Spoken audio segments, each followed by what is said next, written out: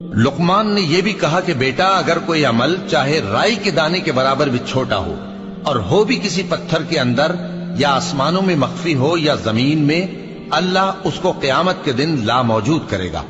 کچھ شک نہیں کہ اللہ باریک بین ہے، خبردار ہے۔ بیٹا نماز کی پابندی رکھنا اور لوگوں کو اچھے کاموں کے کرنے کا مشورہ دیتے رہنا، بری باتوں سے منع کرتے رہنا، اور جو مصیبت تجھ پر واقع ہو اس پر صبر کرنا،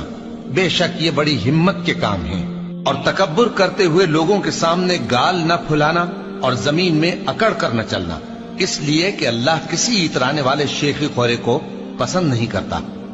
اور اپنی چال میں اعتدال کیے رہنا اور بولتے وقت ذرا آواز نیچی رکھنا،